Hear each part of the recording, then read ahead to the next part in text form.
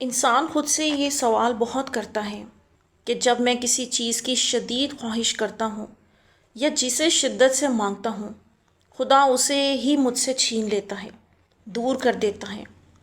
اور اس عمل پر انسان تڑپ اٹھتا ہے، چیخیں نکل جاتی ہیں، لیکن سچویشن جوں کی توں رہتی ہے، نہ کوئی تبدیلی، نہ معجزے کا کوئی اشارہ، بس تنہائی، رونا، درد، غم، آنسو۔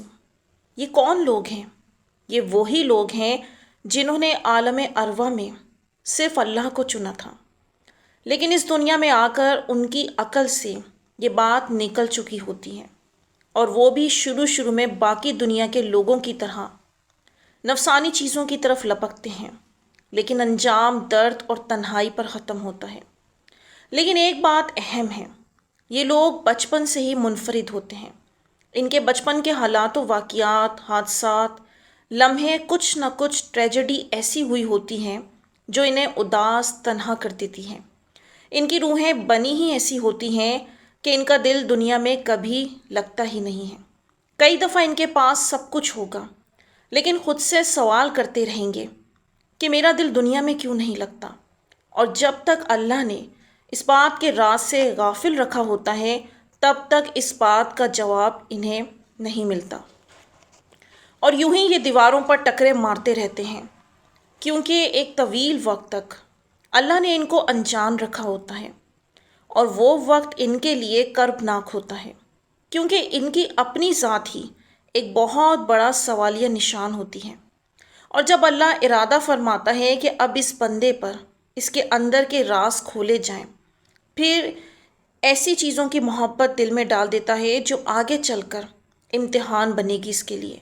اور یہی وہ نشانی ہے جو لوگ مجھے ای میل، میسج کر کے بتاتے ہیں کہ کیسے اللہ نے انہیں بدل دیا، لیکن وہ شے نہ اب تک ملی ہے، نہ دل سے نکلی ہے، اور اس کی وجہ اللہ کے پاس سے اٹھنے کا دل ہی نہیں چاہتا، پھر چاہے وہ مصلی ہو یا مسجد۔ اور جانتے ہیں اس بھٹی میں کب تک جلتا ہے انسان؟ جب تک وہ اپنے حصے کے سارے امتحان نہیں دے دیتا، جب تک وہ اس تنہائی کا عادی نہیں بن جاتا، جب تک وہ مکمل اللہ کا نہیں ہو جاتا۔ اور اللہ کا ہو جانا کیا ہوتا ہے؟ وہ بندہ جس شے کے لیے پہلے تڑپتا مچلتا تھا، اب پرسکون ہو جائے گا، دل مکمل گواہی دے گا کہ اب ملے نہ ملے کوئی فرق نہیں پڑتا۔ اس کی روح جو ایک طویل عرصے سے، بچپن سے لے کے بڑے ہونے تک بے قرار رہتی تھی، اس روح کو کنارہ مل گیا۔ ایسے لوگ ہجوم میں ہو کر بھی تنہا ہوں گے، اپنے آپ میں گم مست ہوں گے، ایک سرور میں ہوں گے۔ مولانا روم نے تنہائی کے بارے میں فرمایا ہے، تنہائی میں ہی انسان اپنی اصل پہچانتا ہے، یعنی جب شور کم ہو جاتا ہے تو دل کی آواز سنائی دیتی ہے۔ مزید وہ فرماتے ہیں، خاموشی خدا کی زبان ہے۔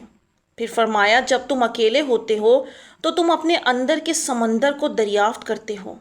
رومی کے نزدیک تنہائی ہی وہ اصل ٹول ہے جو آپ کو رب سے ملواتی ہیں، روحانی قوتیں عطا کرتی ہیں۔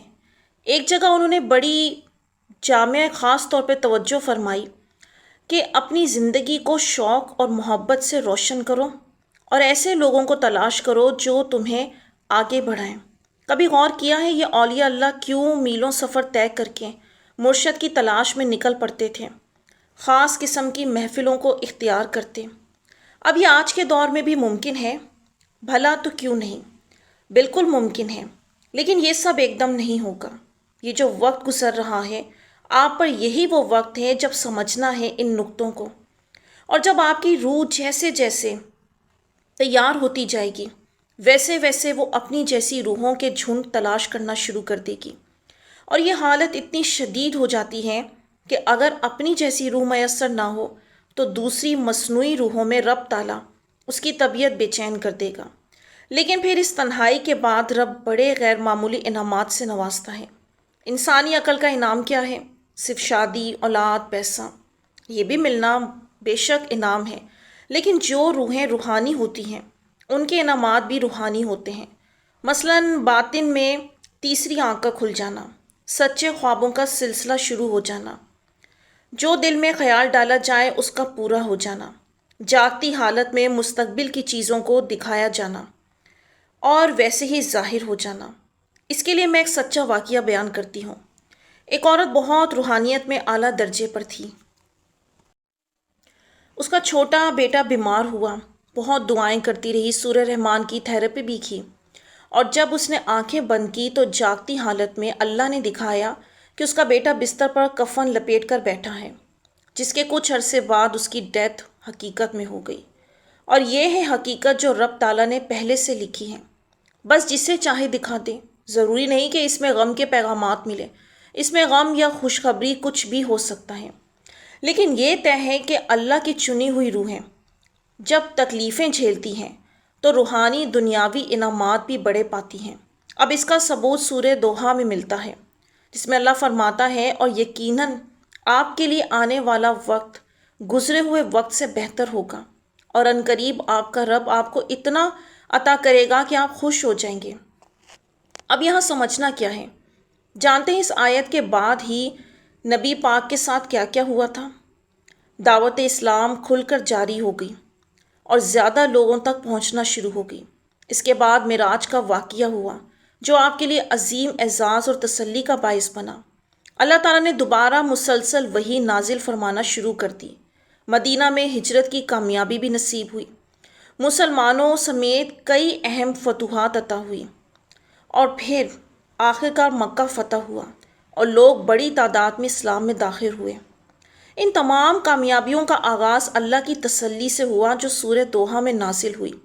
اب یہ واقعات یہ نہیں تھے کہ یہ ایک ساتھ ایک دم ہو گئے تھے، وقت لگا، کئی سال لگ گئے، لیکن ہوئے ضرور۔